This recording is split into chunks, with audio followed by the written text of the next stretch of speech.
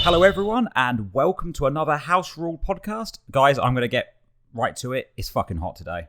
Yep. It's too ludicrous, hot. Man. I mean, I had to close windows and doors to record this because the neighbours' kids are screaming. I'm on fire.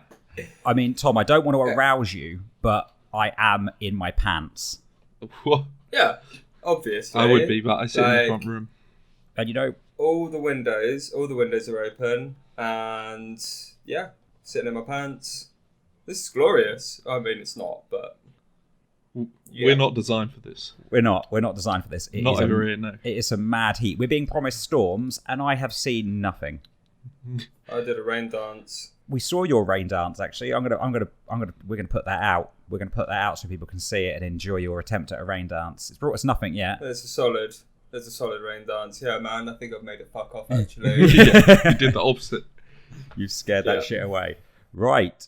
Anyway, now that we're all hot, sweaty, and in our pants, which is a lovely, lovely image for the listeners, should we get started? Yeah, let's go. Okay, let's do a podcast in the heat. So, last episode we spoke a little bit about sort of the games, some of our favourite games. But one thing whilst editing, I listened back and I thought, you know what we should have spoken about was speaking a little bit about the games that actually first gave us a bit of a love for board games. Now, I'm not talking about those games you play as a little kid, and I mean, maybe those are the games, but I mean the ones that really interest you now and kind of got you into it as an adult. Mm-hmm. I got the wrong end of the stick. Oh, sorry. Did you want to talk about Monopoly for 20 minutes? No, I wanted to talk about Hungry Hippos. Yeah. Go on then. I'm listening. There's a real strategy. Uh-huh. Yeah. Wait, what's a real strategy? In Hungry Hippos. Oh, Hungry. I couldn't hear you. I didn't hear you say Hungry Hippos because Tom's booming laugh was so loud. It was. I thought it was the beginning of the fucking thunderstorm. Hungry Hippos. What's this your Hungry Hippo strategy, Tobias? Absolutely not. It's mine. Tip the board so that they're all rolling just into your yes. your hippo's gaping maw. I don't know if Hungry Hippos counts as a board game. Okay. What is it then? Well, what is the game, Tobias, that got you into active board gaming as an adult? I played a fair few things and I kind of started to enjoy it a lot more. And then one day we went to my friends Alice and Laura's house, and a different friend, Tom, had brought over Arkham Horror, as in like the big board game. Loads of way gates open, you have to jump in, you're in the town of Arkham. It's absolutely massive and sprawling, and you have to go through the way gates and go to alternate realities and dimensions and different planets and stuff, close them up and come back through, all while simultaneously the board's being constantly flooded with baddies that are randomized from a bag, and it's just great. Shit was just going down in front of you and you were just on the cusp of inevitable defeat the entire time. That's when I was like, yeah, no, there's more to life than Hungry Hippos. Hungry Hippos is still number one though, just to clarify. But that's the one where I was like, oh man, like you can do a lot with board games. They've got 3rd edition out now of Arkham Horror, which has tried to like make the setup time a little bit easier, and it's made it somewhere closer to being between Eldritch Horror and Arkham Horror. I want it long and arduous. I want it to take ages, and you're probably and I want inevitable defeat to be on the cards. I don't like winning particularly at it. I want to fail miserably. We failed on like turn 2 once. You want everyone to go mental. That's pretty good. You want someone in the corner eating their own shit, so that you know that you've really gone through the wrong door. Yeah, man. Like it's what it's all about. It just hits the tone of Lovecraft perfectly. I really enjoyed it. That's the one where I was, and for me it was a stepping stone because it was like, okay, cool, there were loads of different components to this, and it's massive and there's loads of tiny little like fun bits to play with. Yeah, it was just like it was the stepping stone into a lot of different things. So thanks Tom and Helena for that. There you go. And how about you, Tom? What was your kind of what game got you into the hobby? So I'm thinking back of when me and you went to UK Games Expo. UK Games Expo, sorry, yeah. UK Games Expo. what was it, 2016, 2017, and you showed me Guild Ball, which was cool. I'd definitely say that was the first one that really got me into it. That was one that, when we all still worked in the same office, it was one that me and Alan would often play after work and set up. We both, I don't know, had about 4 or 5 teams each. I just really enjoyed Guild Ball.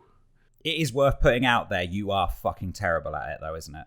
That's mean. I mean, I think it's fair to say, Tom, that you are terrible at it, isn't it?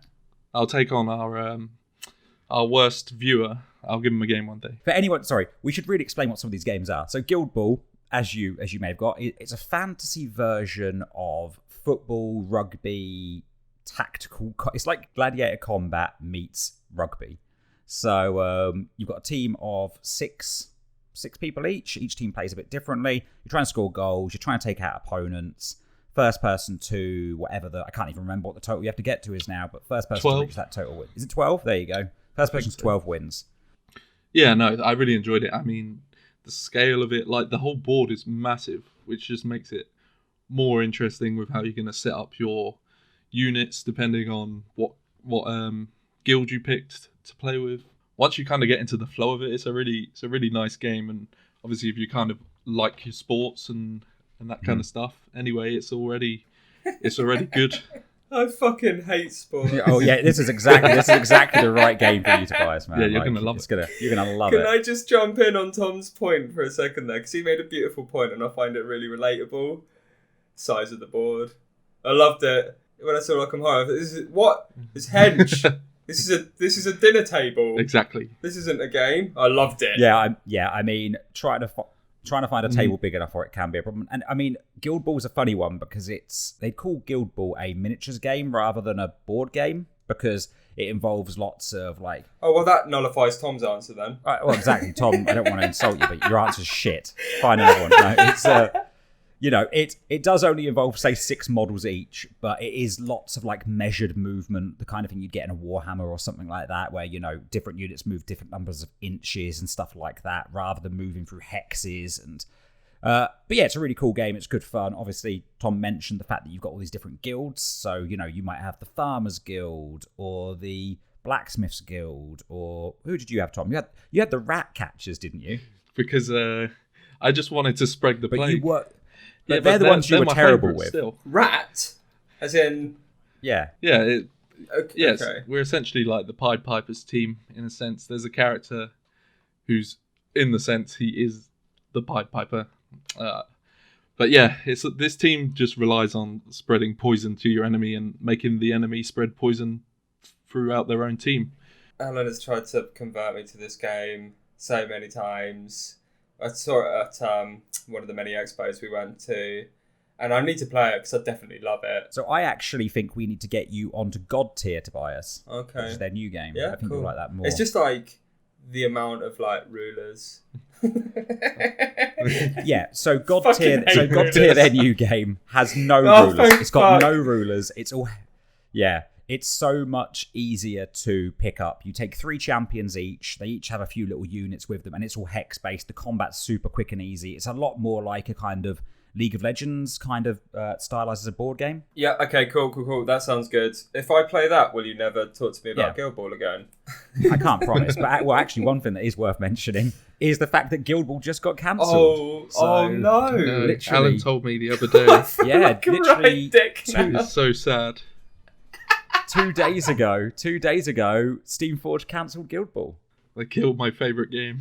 So, games that got me into it. It's quite funny. Last episode, you spoke a bit about that.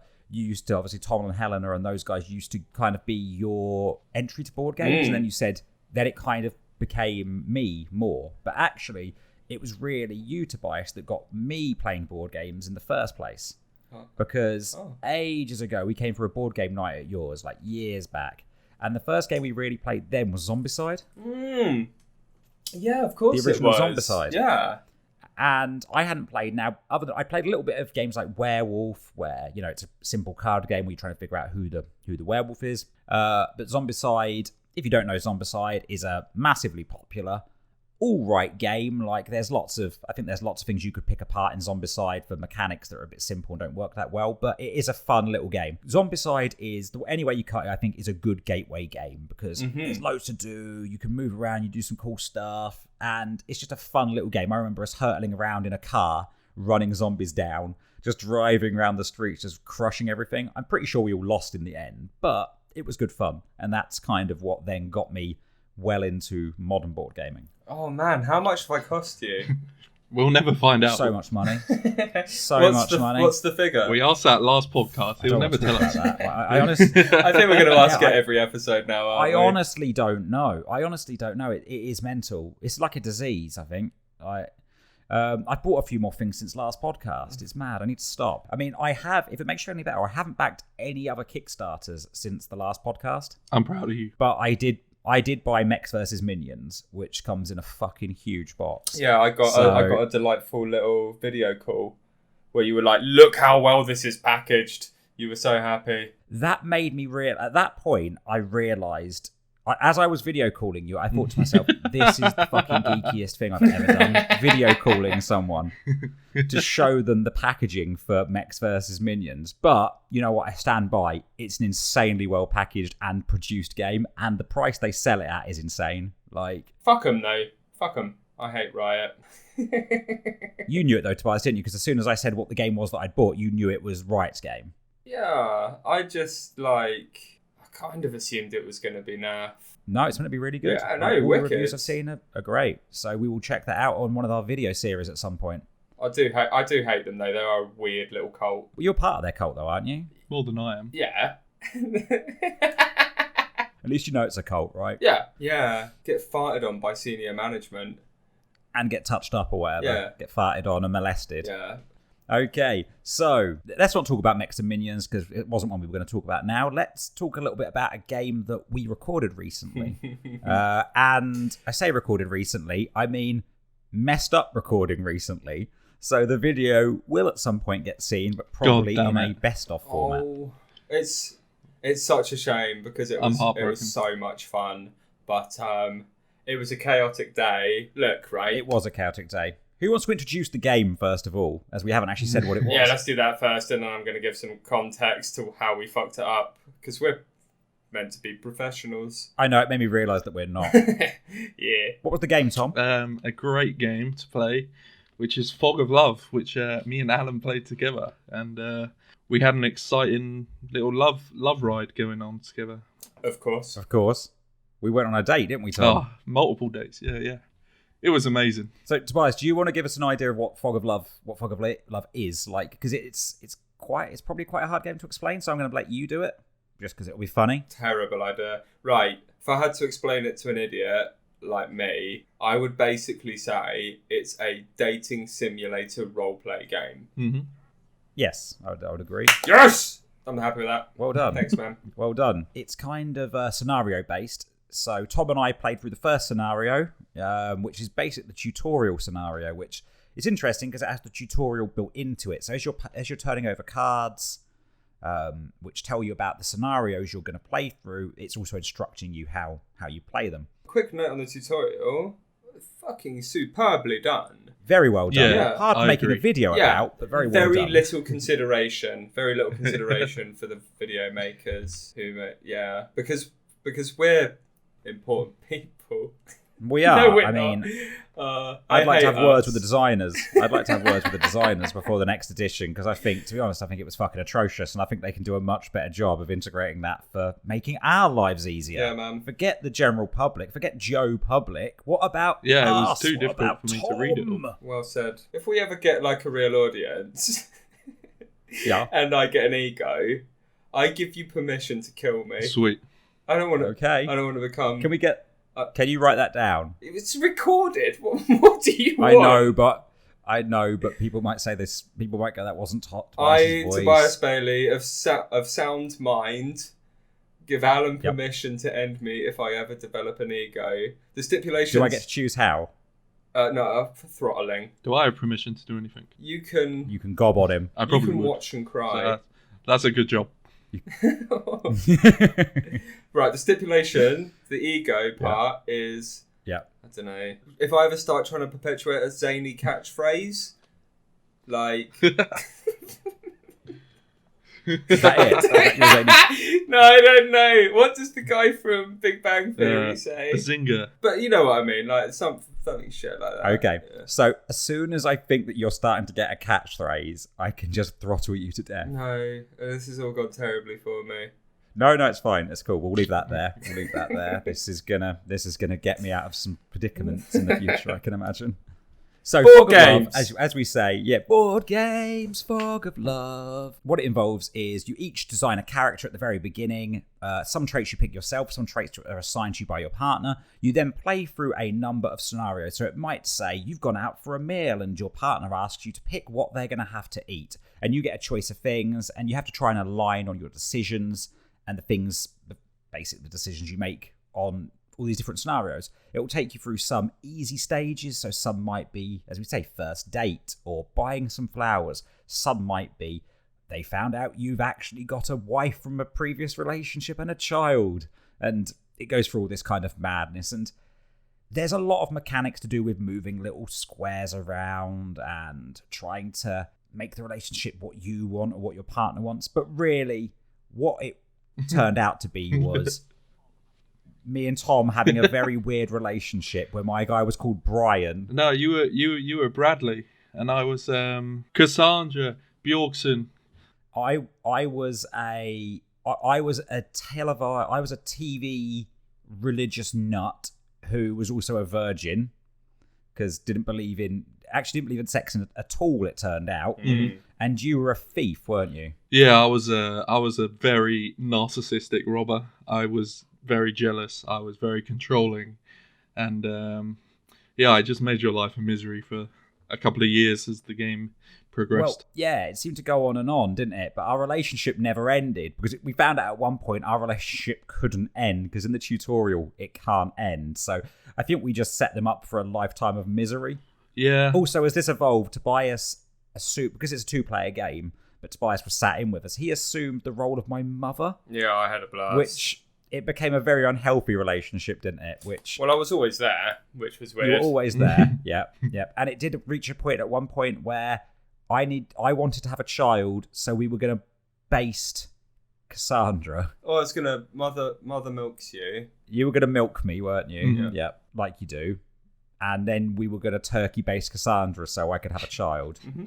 But then we found out I wanted grandchildren. Cassandra was fucking playing away. Yeah, No, I was not. Ricky Aston. Ricky Aston. I was never. Shut up. There was literally a point where you talked about Ricky Aston being your boyfriend. Tell us about the profession of Ricky Aston. Yeah, so Ricky Aston was Cassandra's childhood sweetheart. Where did you meet him? He just does the tannoy at the ice skating rink, and I just like the sound of his voice. And what else does he do at the ice skating rink? Oh yeah, he sometimes he gives me like triple flavour slushies. He was in charge of the slushy machine, wasn't he? For the most part, slushies and tannoy. He's a dreamboat, really. Oh yeah, such a dreamboat, Ricky Aston. And you started cheating on me with Ricky again because you were coming home and you smelt of like strawberry slushies. No, it was cherry. Oh, sorry, cherry slushies. Yeah. So what do we think of Fog of Love? Oh, it's great. I want to play it loads. Yeah. And I'd love to do another recording of it for sure because I think it makes like great content. But also, could this one be in focus? Yeah. So let's talk about the technical hiccups. So. Right, we're all about just openness and transparency, and if we fuck up, it's generally quite funny. We fucked up hard. We went hard on the fuck up this time. Unfortunately, we don't have a camera operator at this point, so we basically set everything up and hope for the best. And the best did not come about. No, it didn't. Everything dropped out of focus somehow, and so we've got a very blurry video. I've got some of the footage. It gets progressively blurrier. Yeah, it's weird. So I've got all the footage. I ingested it. There's some great moments in there. So I'm going to chop together a kind of best of funny little moments. It won't be a complete video. It'd be horrible to watch. But there are some bloody bazingas in there. It's a great game. We definitely, as I said, it's scenario based. So we played through the first date, but there's some cards will always appear. There's a big deck of cards, so you may not see the same ones, but you could see the same ones. But then, depending on what scenario you're playing, there are some specific cards. So if you're playing the in-laws scenario, there'll be cards which deal with each of us parents, or you could be playing one where there's actually one called Paranormal Love, which builds on, I assume, one of you dies and becomes a ghost, and it becomes something like a Patrick Swayze movie. Oh, I thought it was going to be fucking an alien. Yeah, me too. I don't know which way it goes, but I'm excited to find out. It was good fun, that game. I would definitely want to play it again. I think the only place we went wrong is we kind of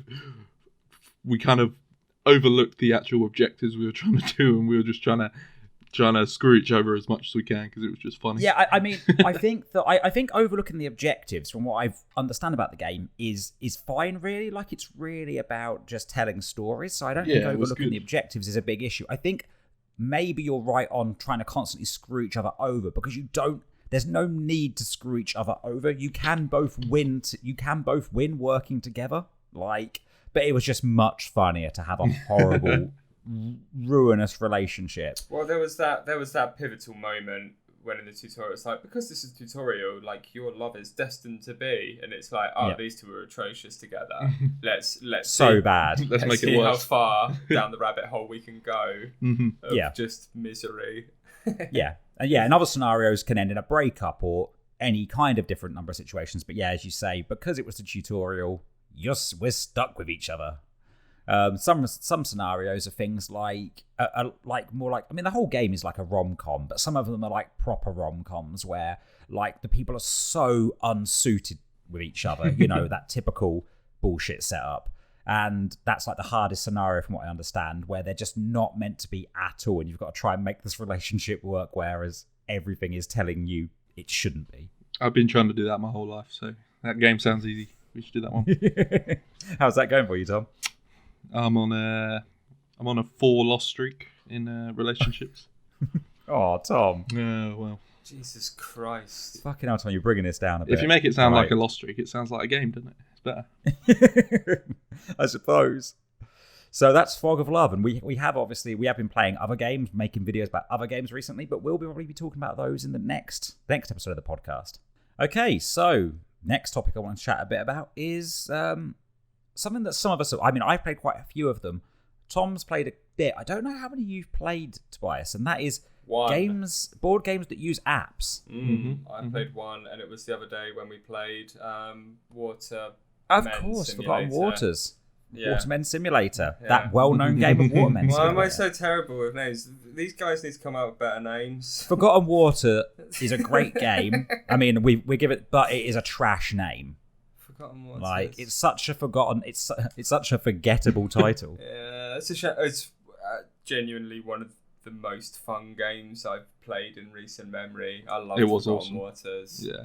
But what do we think of as games as a whole that involve board games that involve apps? Because obviously there's a whole thing out there. There's a lot of people, there's a lot of purists who even just talking about a board game using an app will make their arseholes pucker.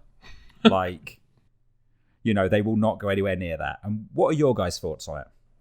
I'm happy that it annoys them. Yeah, so for me, I mean, obviously we joke about it, but, reading and writing aren't my strongest points. Not that I have many strong points, But tell me more. Well, leave him alone. I was saying earlier, right, how I spell definitely every single day, but I still don't know how you spell it. I just have to auto check it every time. Spell it now, Tom. If I was to spell it out, it would be like DEFINE. Wait, there's a T somewhere. C? I don't know. That's a C. I had to turn away from the mic there. I got it. This DEFINE. Then there's something, then a T, and then an LY somewhere. Yeah, I mean, it's not wrong. That'll do. You're not wrong. That's close enough, mate. That's close enough. Anyway, sorry, go on with the point you were making, Tom. Anyway, yeah, so I think for me, if I was to play this with, I don't know, people that were, let's say my brothers, all my brothers are younger than me, so I'd have to explain the rules, and it's just, it will be easier with this app for me, and I think for them to just, you can visualize it a bit more with the app, but obviously it's not like you just have the app. You still have the rule book as well, and you don't need to use the app for some of these games. So I don't really see why it's a problem. Yeah, some games the apps are completely optional. On other games, the apps are they are needed, but they definitely add to it, and they do things that you either couldn't do without an app, or you'd have to have a book look like an ancient tome of some variety. It would put production cost up so much. Mm-hmm. Some of the big ones are games like Chronicles of Crime, which allow you to you go out investigating crimes, and on all these different cards on the table, they've just got QR codes, and you scan the QR codes with the app, and then that lets the story unfold. It means that the different cards can be used for many different stories. So then you've got games like Mansions of Madness, where the story completely unfolds as you explore this haunted house or whatever the location is, and again, the app times you, and different things will happen at different times. You've taken too long to progress through, so these people have moved, and this has happened, and it gives you random encounters. It's just stuff you couldn't do before. Look, stay with me on this point, because it's going to go a little bit weird, right? Is it? Yeah, okay. Yeah. So, shut up, Tom. Do you remember when George Lucas? Okay. It was like special effects shouldn't define. We should CGI. No. I'm talking about 70s. Okay. 70s George. Oh, okay. Before he sold out. Yeah. Right. Okay. Before he become the Frogman. Yeah. So special effects shouldn't be used to tell story. They should be used to supplement story and make things better. What literally happened to that guy? He is the opposite of that. I know. Like, he became his mirror image. He's Anakin, real life Anakin. But yeah, I think apps feel like a new tool for taking board games in different directions, or supplementing them, basically. Yep. And as long as they kind of are supplementary to it and benefit the game, Forgotten Waters, being the only one that I've used, did a fantastic job of. It had great writing, great voice acting, a lot of storytelling, and it kind of combined all of those things like seamlessly and beautifully, and it really heightened the experience for me.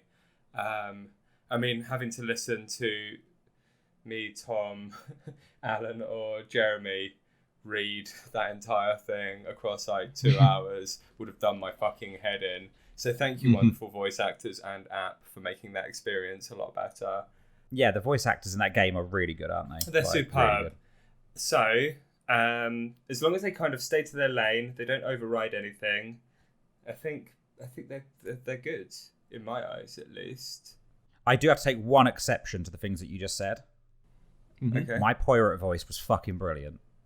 Yeah, no, your pirate voice was amazing. But after the second card you did, you went, "Oh, I wish I hadn't done that. This is stressful." It really hurt. It really hurt quite a lot. Yeah. And we did listen to, I don't know, in that complete 4-hour playthrough, we must have listened to about. Was it? Oh, I think so. I think we did 2-hour playthroughs. Oh yeah, of course. God, and, I was well off the mark. We split it into 2 episodes. Yeah. And I think that we must have listened to a good 50 minutes of narrative being read out. Easy, yeah. And just the way that we could go. Here's entry 832. You put it in, and it made everything so seamless. You didn't have a prick with a book in the corner. Yeah, going, let me find 832. Yeah, absolutely. Let me tell you a story about a piratey ship. That was my pirate voice. No, it wasn't. No, it wasn't at all. Give the people a little sample of your pirate voice. Oh fucking hell! I don't know if I might. It was the mic. Let me try. Take a few steps back and fucking boom it. Tobias is the best mate I ever had. I let him on my ship, and he only touched my penis twice. That's true. True story. I wish it was 3 times. It's a cracking voice. I like it a lot. Mm-hmm. This is a game that I don't think any of us have played, but I'm very aware of it. And Imperial Assault is, weirdly going back to Star Wars, is the Star Wars kind of dungeon crawler, which they introduced an app after release. So it was it played a lot like Mansions of Madness and those kind of games, Again, another Fantasy Flight game.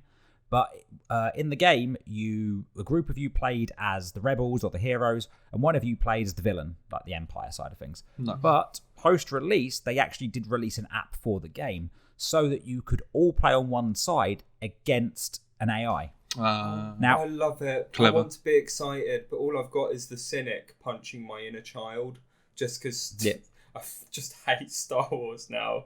It makes me really sad. Star Wars is a broken mint. IP. That sounds really I know. good. It's actually meant to be a really good game. Okay, cool. Good game. Funny side story. This definitely isn't going to make the edit, but I'm going to tell you anyway. It might make the edit. When I went to go and do an interview once for a video, we were interviewing the creator of RuneScape, actually, about the RuneScape documentary. And when we walked into his new office where he's now working, all of a sudden they all tried to look super fucking busy, the guys that you worked with. There's about 10 of them there. But in the middle of the table was just a setup of Imperial Assault. And I know for a fact they were just playing Imperial Assault until we walked through the door, and then they all went to pretend to be busy. That's great. Staying in. So one thing I want to talk about was actually where we'd like to see games that use apps progressing to. Like, how would we like to see those change? And, like, you know, how do we really think they could improve board games to do things you can't do without them? I think I'd like to have one on one of those billboards in Times Square. Wait, what? So just like, I don't know. To be honest, I've been entirely flanked by this question and my mind has just gone chaotic. He's given a Tom answer. I've gone straight back to I'm our intrigued by original that one point. you were going to. Yep. Big board. That's the biggest board. Yeah. Oh, okay. Yeah, So the billboard is the biggest board. Yeah. Okay, I think that's a video game at that Yeah, point. no, I've realised that. Yeah. Yeah. I think that's a video game. Well, you start and I'll think of a point. Well, it's something we have spoken about in the past, and I think it's the idea of when you're talking about like narrative heavy games and the like, it's the fact that you can just constantly add more to your game. Oh, yeah. Like, it's a simple thing, but you know, say you've got a game like Gloomhaven or something like that, where when you go out, you have lots of random encounters. So it's like, oh, you're traveling, and they're only a minor point of the game. But with an app, you can just so quickly add extra of that kind of stuff in. Like, updates are so quick to do, and you can either do them for free or for very cheap. You know, you could do a £1 update of like another 20 random encounters, because there's no print cost, there's none of that, there's no marketing on that, there's no, you know, having to ship things all around the world. It's just some ones and zeros. See, that's brilliant, and it's annoying because I was going to use this time to think of my own point, but that's such a good point that I listened the entire time. It's because I'm so fucking eloquent, mate. I don't have anything else. I think like that sounds absolutely brilliant. It's a really, if you're an aspiring game designer, do them for free. There we go. Be a dude. Do that. Be a mate. Yeah. Tom, have you got any ideas how you? Tom, now I'm excited to hear, Tom, how you think they could better use apps. Don't let me down. Well, I want to say how I don't think they should use apps first. Okay. I wouldn't want to see too much AR integration. Oh yeah, because AR's shit. Because AR can be a bit pants. And I wouldn't Not a bit pants. I wouldn't want to see like AR's shit. Let's say a board game where, you know, you've got some little sticks, right? You put them in the shape of a house, and then you pull up the app and it builds a house, and you're like, I don't want this. I've got sticks. AR, I think we can all agree, is the only people who like augmented reality. If you don't know what AR is, the only people who like augmented reality are rich old businessmen. What I'd like to see it with, really, what I think could be really good for it, is mainly for parents and just their children, really, to get kids more into board games rather than having them play like bloody Fortnite and games like that every day. I think having apps with board games could really help with parents and their children, you know, because kids these days, they just don't come out of their rooms anymore like they used to. But I'm sure if there was a nice board game, maybe with some little fancy miniatures that the kids could paint as well, with a nice little app that made it all easy for both the parent and the child. Yeah, I think for the way it is now is good. Obviously, I'm sure someone much smarter than me has a way of improving it, but I think for... Tom, don't sell yourself short, mate. I think you're the one who's going to figure this out for us. But yeah, my point is, I think that it'll be good for kids and parents to play more board games together, I'd say. Cool. That's actually like I like that point. I just that works. I just had a great idea. Okay. CSI-esque board game with AR. Yep. And the AR thing is a blue light for cum. Well, when Tom was saying about kids that won't come out of their rooms, I was going to say, Tom, they're in there having a wank. Leave them alone. They don't want to come and play board games with mum and dad. Dad, I'm talking my dick. I don't want to play Cluedo, even if it does have an app. There's no time for that anymore. Fortnite's the only way, isn't it? There's no time for masturbation anymore, you're saying? Fortnite is... Trust me. Fortnite is the new masturbation. This generation, whatever they are, don't believe in it. Cornflakes was originally invented to kill your libido, wasn't it? Damn. I mean, I've never felt particularly randy after a bowl of cornflakes, so I suppose that's fair point. Yeah, the guy who I don't know if is invented too strong. The guy who first made cornflakes was like these anti-masturbatory. What is it about cornflakes that make you not want to have a wank? Is it just because they're that boring, like Cocoa Pops? Will some Cocoa Pops probably have you going for a bowl of cornflakes? I'm kind of wondering if this is something I've just made up, but I'm going to be honest with you. I think I've heard it as well, Yeah. but I don't know if it was you that told me it last time as well. I mean, I'm really scared that I'm getting heat stroke. I can fucking smell myself. Oh, God. It's so hot. I think the problem with cornflakes is they start off really crunchy, but then they go really sloppy at the end, and it's just they're really a letdown towards the end. I mean, I don't want to say that's got me turned off. If you've tuned in for a board game podcast, This week on cereal reviews, we're talking about getting the horn off cornflakes. my favourite cereal's Cocoa Pops. You can't beat them. See, because they're the sexiest cereal. Like Cocoa Pops. What is the sexiest cereal? Sexiest The one with cereal. Tony the Tiger on. He's got raw fucking sex appeal. What is he on again? Frosties are sexy cornflakes, aren't they? They are. What They are are. we doing? Frosties are sexy cornflakes. They're like, see those cornflakes? Right, are I'm going to fucking review boring, it back mate. to... I'm a cornflake. I'm but with rewinding sugar. this. I'm rewinding this to an important point. No. We're good. All right, we'll move on. We'll stop talking. What do you think Next of my week we'll pick up CSI cereal. game? What do you think of my crime scene investigation? Mate, we're so far past that now. We're on to sexy cereal. No, I like it. Thanks, I mean, man. it's got a blue light built on, was that so we can find jizz? Yeah, Or so blood. What was that the then? AR component lets you see like a blue light, and you just have to find a jizz in a room and solve the crime. Is it? Usually, it relies on. So hang on. Is relies this more on of the a party murderer game? having written messages in his own semen. Well, is this feels like more of a party game? Like it feels like one person would go into the room and jizz somewhere, and then the others would come in and try to find the jizz. Is that what it is? This is exactly what I was No, thinking. that's not too board gamey though. All you need is some good mates and a blue light. You don't need This a is board fine. game. It's like the evolution of soggy biscuit. Well, he's going to need an app to give him some Is that the first stimulation. Soggy. I mean, it's a very small board, I guess. Not interested. So it's not that good. Not interested. Small board. Imagine their faces after they saw Guild Ball. Mate, you'd struggle to cover it. Like you look like the crypt keeper after you'd finished covering that thing.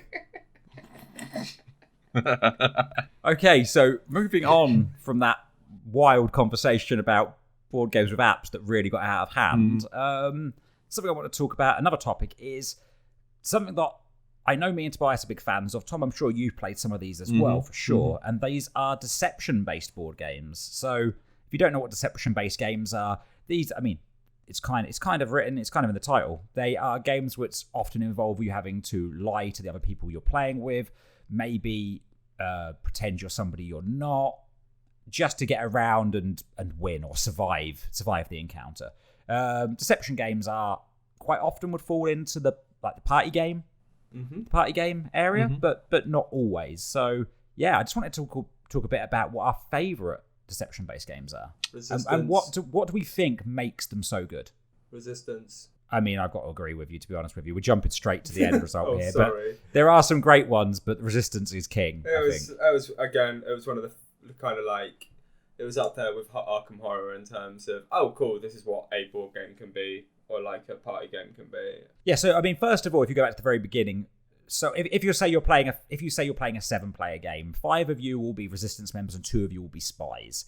The spies know who each other are, but nobody else knows that because it's all done by closed eyes. Spies get to open their eyes to see each other, close their eyes, and then turn by turn, one person becomes the captain who then has to choose people to go on a mission. And the spies need to try and get on the missions and fail the missions. And after 5 missions, you need to have more failed missions than succeeded missions for the spies to win, and the resistance need more missions to succeed. I mean, that kind of sums the game up, doesn't it? Yeah, pretty much. But as you say, there is a lot of points to... There is a lot of chances to scream abuse at your friends. Oh, I love it. It's so good. It's like just the purest form, really. It's dead simple. I just like these kind of games because it's nice to play a non-faffy board game.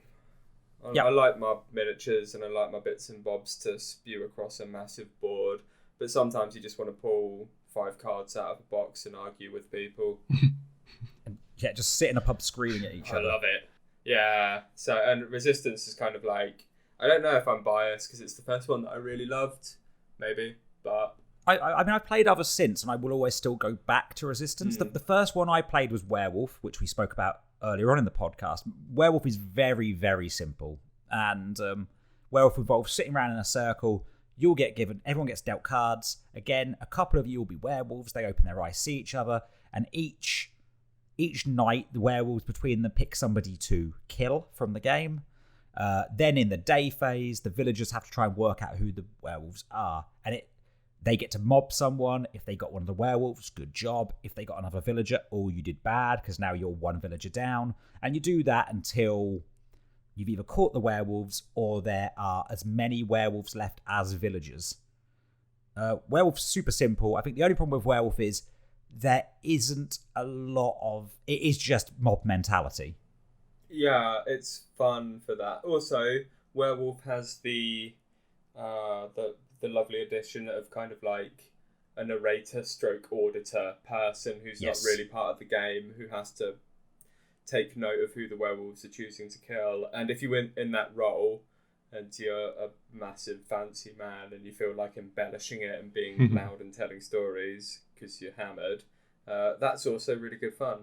Yeah, Werewolf is great. Werewolf is great fun. It's a great fun party game. Like, there's numerous people where we've had parties who we've shown it to and they've absolutely loved it. It's just, it does become a little bit of Tobias is a bastard. Every game, let's mob Tobias. Alan is a bastard. Let's mob him. Tom's a nice guy. He can live, which is fair. It's like it is. But it's a trick.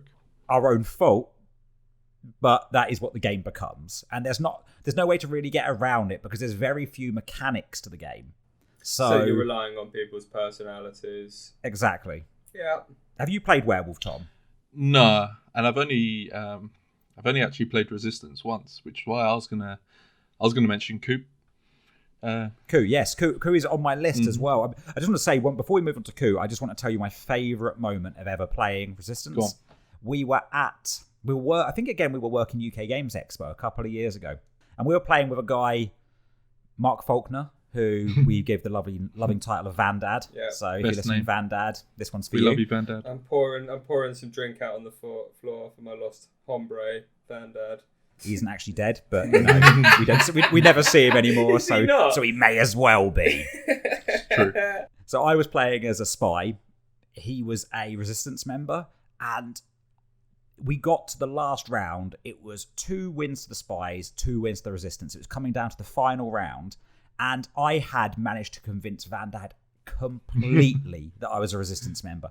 Like, if there was anyone round that table that he believed in, it was me, and it was fucking brilliant. Because, like, when someone was like, Alan's a spy, Vandad was just leaping to my defense. It was amazing. Like, he would have died for me in that game. If it was a real world, he would have dove on a grenade for me. It became like the end of Reservoir Dogs, where Tim Roth's injured on the floor and Harvey Keitel is like fucking stood over him trying to defend him. Anyway, I got taken on the last mission. Of course, I had to fail it. When I turned that card over to show that I was a spy, I watched Vandad's heart break, and it was beautiful. And that's It was why my favourite we moment of love Resistance ever. deception games.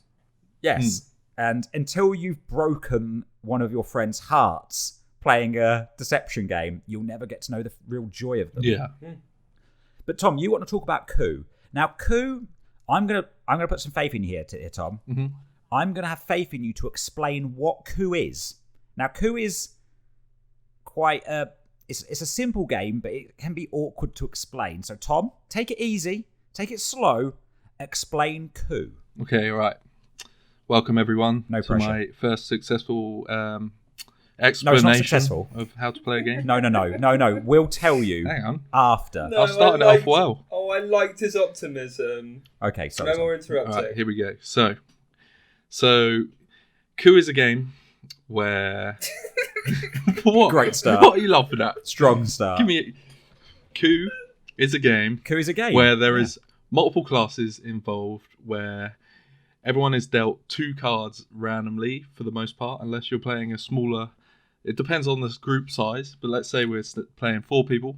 Everyone will be dealt 2 cards, and each of these cards will have different characters on them which have their own traits.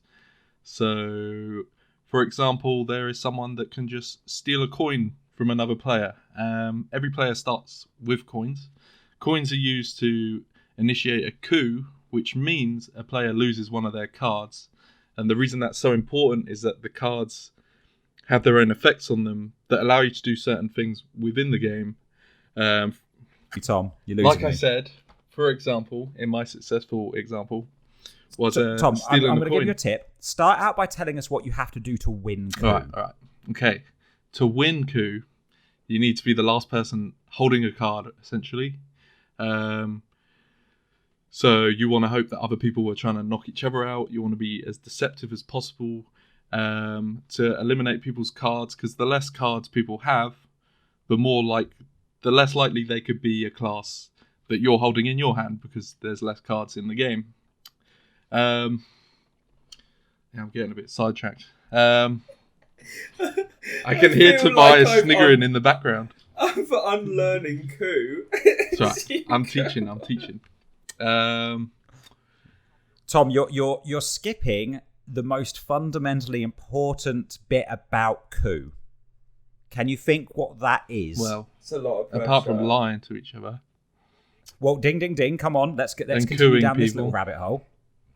Um, What's the important thing about lying in coup? well, because all of the cards that you have, as I've said, can do different abilities, but you're only holding 2 cards that you don't reveal to anyone else. So There we You go. can- No one knows the 2 cards you have. yeah, so you could be a captain, for example, which is Let's not worry about specifics. all right. So there's a card. Let's just- There's one card that can assassinate a player, or a card from a player, and then there's another card that can save one of your cards being assassinated / taken away by another player. So it's a lot of mind games where you're like, because as a player, there's a card that can take 3 coins at the start of each round, which coins will then allow them to knock out another player's card. You're still skirting around the important point, Tom. You're still skirting around the important point, really. I don't know what I'm skirting around. You very slightly touched on it, but it's the fact that nobody knows what cards you have, so you can claim to have any cards that you want. That's the important element of coup. So I could say, I've got the Duke. I'm going to take 3 coins from the middle. I might not have that card. Now, it comes down at that point to somebody. People need to either accept that that's what I've got, because taking 3 coins is a lot. Or you could call me out and go, Alan, you're talking bullshit. If you say I'm talking bullshit, then I have to show you my card. If I'm lying, I lose a card. If I'm not lying, you lose a card. Go, Tom, go. Yeah, I kind of forgot about that. It's been like a year since I last played it, but yeah. Oh, that's So- good. That is the essence of coup.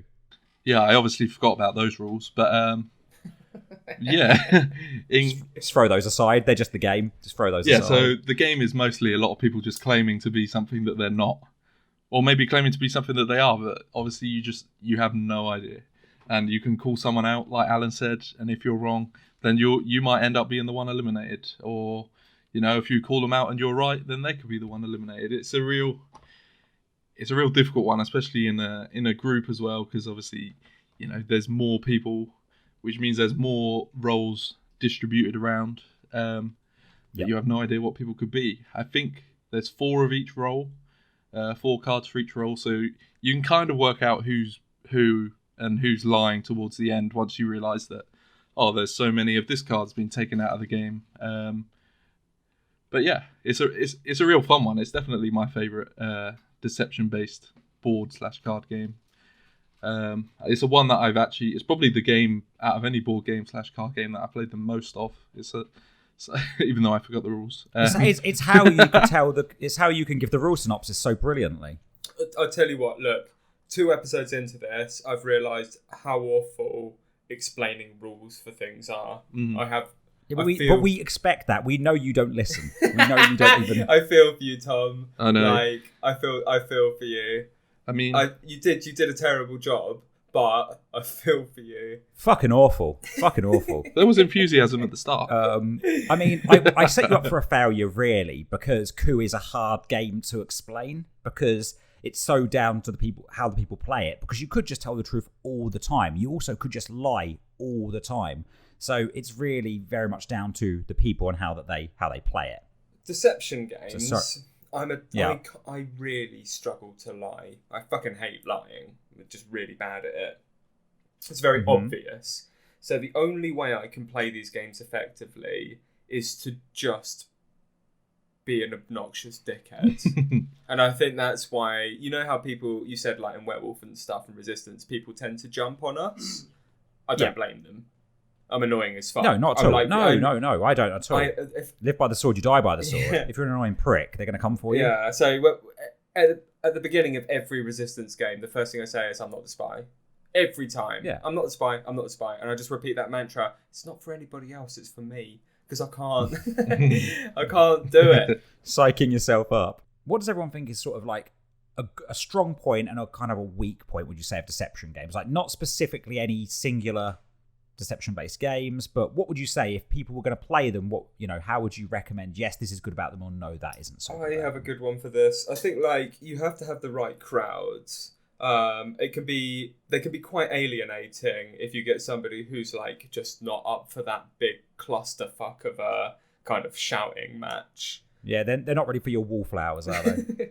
No, they're not. And I've been in those situations. It's like you're doing that motion of kind of cut it out, because they're not for everyone. And when they work and you have a good crowd, they're absolutely brilliant. But you just have to choose your audience for them. I'd say is a downside. The upside is they are. I remember one time we had a Christmas party and we went to a big bar, and loads of drunk people that had never played any kind of board game before, much to the annoyance of a lot of other people, ended up joining us for our game of Resistance that we'd sat down to have in the corner, because it's so easy to pick up. It's so good when you've had a couple, and they're kind of it's kind of like a universal thing. Here's some information. You need to keep it to yourself, and you need to convince everybody else that it's either true or not. That's kind of it. That's all it is to it. It's super simple. Kind of anyone can pick it up, and I think that for me is the universal crutch of what makes these games so fun for me. I mean, we had our company lawyer, I remember, came over and he was like, "What are you doing?" He was absolutely shit-faced. "Why are you playing games? Come on, we're at a party.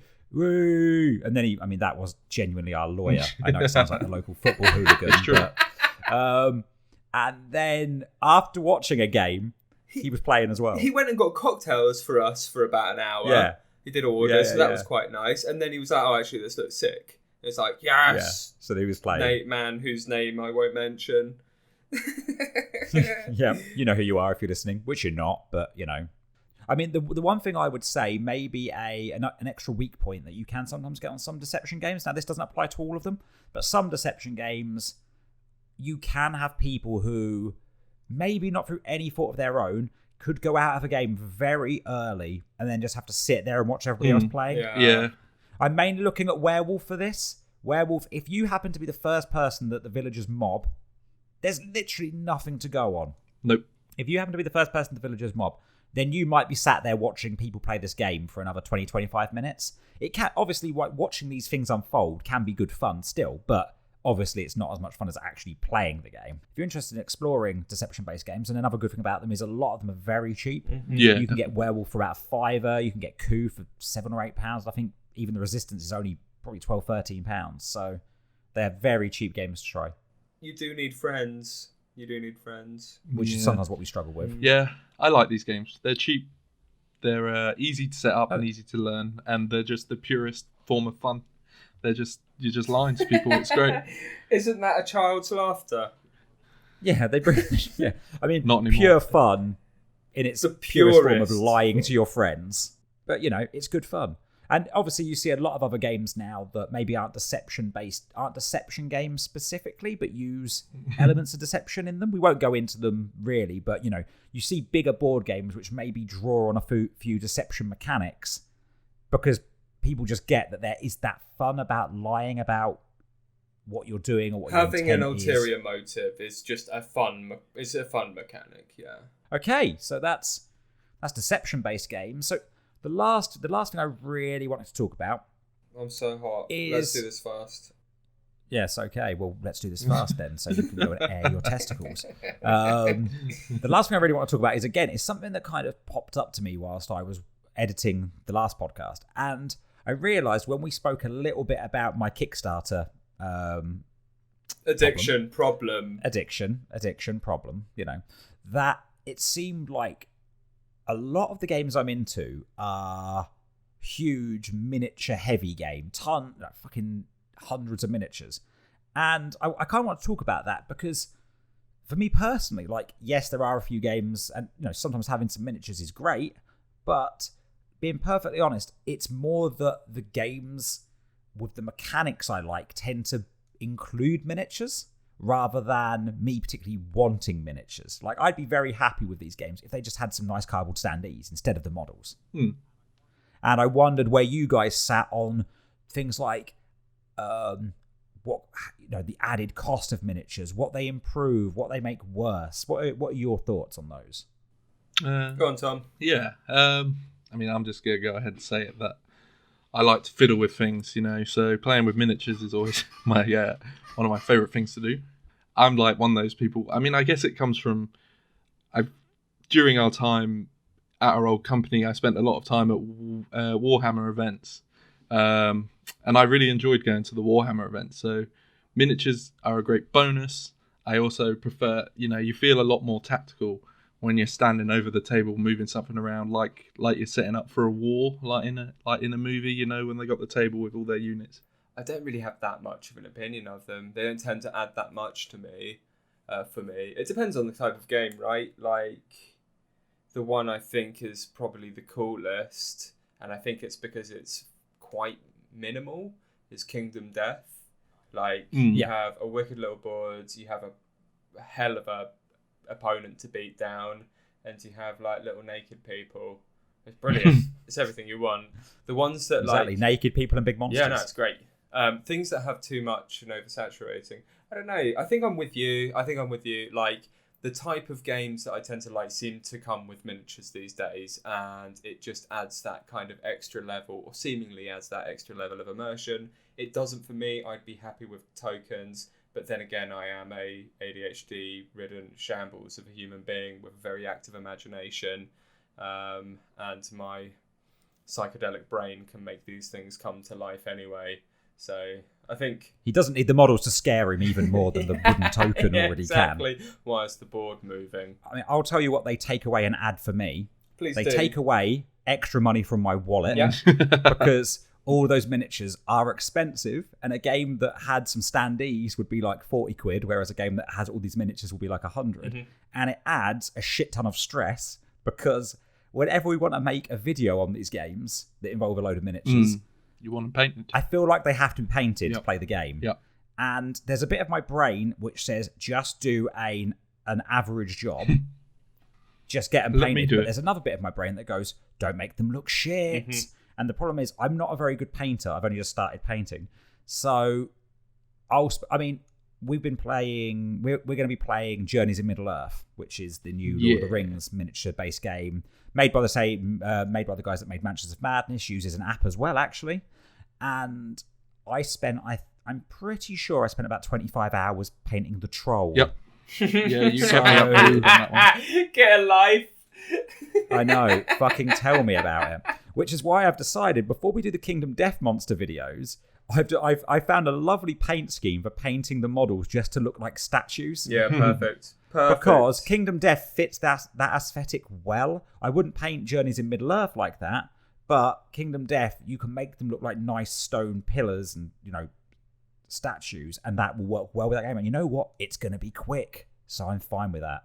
So yeah, that's really. I just really want to talk about this because it seemed like after last episode that we only played games that involved loads of miniatures because we loved miniatures, and some miniatures are cool. But trust me, I would much happier take a cheaper game with some nice standees. You know what? The most standout miniatures that I played with recently are the ones from the Haunted at Baldur's Gate. I can never remember a name. Haunted at Baldur's Gate is not its name. Betrayal at Baldur's Gate. It's the Baldur's Gate spin-off that no one asked for Betrayal at House on the Hill. Yeah. Another video we made another game we made a video about recently. And if anyone knows how shit the miniatures in Betrayal at House on the Hill are, trust me, the ones in Betrayal at Baldur's Gate will not let you down. They'll blow you away. They are equally trash. Look, Wizards, they are trash. I love you to bits, but Jesus Christ. Stop whoring your goddamn IP. Yeah. I mean, it was fun, and we'll be releasing the video for it soon. So check that one out if you want to see how we got on playing some Betrayal at Baldur's Gate. Badly. Not very well. So there's one thing that I'd just like to talk about, which I haven't put on our list of topics, because I'll be honest, it's a setup for you, Hell Tom. Yeah. So lots of games. Me and Tobias have spoken a little bit about this. He maybe doesn't even remember it, but lots and lots of games that are out there right now are using the fantasy setting. Let's say is overused, right? Everything is fantasy, even to the point where people go, "Hey, let's make a game about running a pub, but it's a fantasy pub," or people think making something fantasy based is instantly a way to make it zanier. Tom? Yeah. I want you right now to come up with a setting. I don't need mechanics. I want a good setting for a game that's exciting and hasn't been done before. Go. Well, I mean, all right, you don't know every game that exists. Just give us a good setting for a game, Tom, that's going to get people excited, thrilled, and ready to play. Right, okay, so we're going with a futuristic, but everyone's... Okay. No, hang on. It's kind of futuristic, but a bit like, I suppose, the video game Bioshock, I suppose. It's also got a 50s style to it, right? So a bit like Fallout. Yeah, we got a bit of Bugsy Malone style, you know what I mean? But in the future. I asked for something that doesn't already exist, anyway, this game is... this game that I'm going to make after this episode is... basically, the idea is that you're a... I bet the sweat's pouring off right now. You're almost like a mob family, right? In the 50s. Is it the 50s or the future? Well, no, it's like the future, but they're all 50s style. It's like the future, but as if no one ever expanded on the clothes that they're wearing. No one ever discovered trackies. They're all still wearing cloth. And that's it. Cloth? That's what they wore in the 50s, right? Yeah, sure. You wear cloth. Why are we so transfixed on the pants that they're wearing? They keep going. This is great. Right. I'm just making this up on the spot. Are you? Really? I really am. Go on. So you're playing as almost like two mob families, right? That wear cloth, Cloth. Mm-hmm. Stripy cloth. And the idea is that you want to have 8 people for this game. It's an 8-person game. You're putting it, right? 4 on each team, okay. Right? But one of the people on each team is like a double agent. And oh shit, we've gone for a deception game. You know, keeping with the theme. And so the idea of the game is to steal the most money from the opposite person's family. But obviously there's a double agent in there. So they're trying to either steal money for themselves to get like their own little small victory, or they can steal money for the family's team that they're not on to help them win, which will give them a bonus into the next game. Because I like legacy games, so why not? It's a legacy deception game where it just carries over. That's what I was going to say earlier, actually. A legacy deception game would be the perfect game. So I'm going to make it. Tom, I'm gonna excite you right now. I only bought a bloody copy of Werewolf Legacy. Oh my god, yes. The legacy version of Werewolf. Yes. Right, yeah. When are we playing it? Well, we've got to get enough people together. Tom, that was an atrocious idea for a game. You really put me on the spot. I don't really get where the future aspect came into it. Yeah, no, that's more my criticism. I quite liked the game idea. I don't understand the setting. It's the 50s in the future. It was even the setting I was asking you to make up. I didn't even need mechanics. I wanted an interesting setting. Imagine like Back to the Future, right? They're still all dressed in like 80s clothes, even though it's set in the future, right? That's what I'm saying. So there'll be like flying cars and that, but everyone would look like they're still in the 50s. Okay, so I think you're confusing your Back to the Futures here, right? Because you mean Back to the Future 2 there, yeah? Yeah, the one with the pizza, right? The small pizza that goes big? Because you realise in the first Back to the Future, they were in the past. So that's why they were dressed like it was like all right, I mean the second one. Or whatever it was. And the second one, the reason they were in jogging bottoms and shell suits was because at that point, they imagined that's what the future would look like. I'm sure in the 50s, they imagined everyone still wore the same clothes. Yeah, see? Sure, yeah. Yeah, okay. It works, Tom. It's a great idea. It's a bloody great idea. Next Tom. time you need to give me like a week's preparation for this. You know what? Absolutely not. The point of this is to not give you any preparation, Tom. I'm going to flesh out this idea. Okay. You can come back to it, but we're going to ask you a completely different question. And then I'll just come back to this question. No, well, that's not how it works, Tom. You've got to answer the weird questions we give you. That's the fun of this. Anyway, I hope you've enjoyed listening to us talking about apps, Fog of Love, quite a lot about semen. A little bit. Deception-based games, miniature-based games, mad games of the future which appear to be set in the past. Someone in the comments will really enjoy this game. I need an artist. If there's an artist out there, hit me up. Tom, I want you to make this game, and we're going to play it in one of our videos. I like that a lot. There's actually a board game jam at work next week. Maybe I should do it just to make this game. Do it. Definitely do it. Right, well, this has been a little treat, guys. I'm going to be honest with you. I am sweating buckets right now. Should we say goodbye? Yeah. Yeah, I'm pretty keen on that I right suppose now. So. I love these. These are great fun, but I'm done. I'm dry. Yeah, I've had enough. Yeah, you're dry. I'm soaked. You sweat so much. I'm out of talk, but I am. You're out of talk. You're dry of talk. Yes. Let's see. Well, thanks for listening, everybody. This has been the House Rule podcast on All Maverick. I hope you've enjoyed it. We'll be back soon with another episode. Yeah, we will. Bye. Bye. Bye. Love you.